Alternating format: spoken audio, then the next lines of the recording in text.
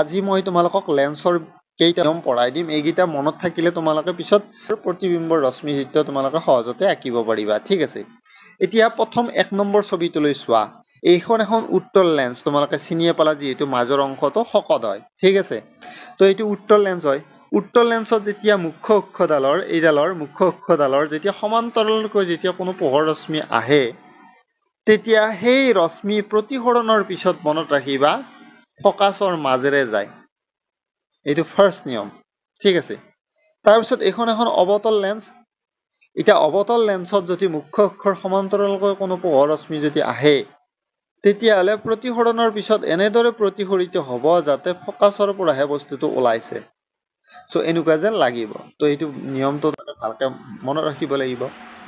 তাৰপিছত নেক্সটটো তোমালোকে চোৱা যে উত্তল লেন্সৰ ক্ষেত্ৰত কোনো পোহৰ ৰশ্মি যদি ফকাছৰ মাজেৰে যদি আহে, তেতিয়াহ'লে প্ৰতিসৰণৰ পিছত ই মুখ্য অক্ষৰ সমান্তৰালকৈ গুচি যায়। আৰু অৱতল লেন্সৰ ক্ষেত্ৰত যে কোনো ৰশ্মি যদি মুখ্য ফকাছৰ দিশে যদি, তেতিয়াহ'লে তোমালোকৰ কি হ'ব যে অৱতল লেন্সৰ ক্ষেত্ৰত কৈ আছোঁ আৰু তেতিয়া কি হ'ব যে মুখ্য অক্ষৰ সমান্তৰালকৈ পোহৰ ৰশ্মিটো গুচি যাব। তো এইটো এটা নিয়ম। তো নিয়মকেইটা ভালকৈ চাই লোৱা। তাৰপিছত নেক্সটটো তোমালোকে চোৱা।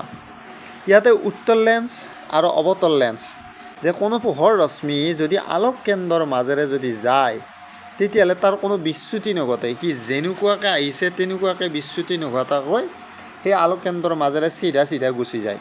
তো এইটো মনত ৰাখিবা। ঠিক সেইদৰে অৱতল লেন্সতো একেই, যে ই যদি আলোক কেন্দ্ৰৰ মাজেৰে যদি কোনোবা পোহৰ ৰশ্মি গুচি যায়, তেতিয়াহ'লে তাৰ কোনো বিচ্যুতি নঘটে, সি পূৰা চিধা তোমালোকৰ কি হ'ব, গুচি যাব। এইটো হ'ব আলোক কেন্দ্ৰৰ মাজেৰে যোৱা পোহৰৰ কোনো ধৰণৰ বিচ্যুতি নঘটে। এইকেইটা নিয়ম তোমালোকক মই পঢ়াই দিলোঁ। তো এইকেইটা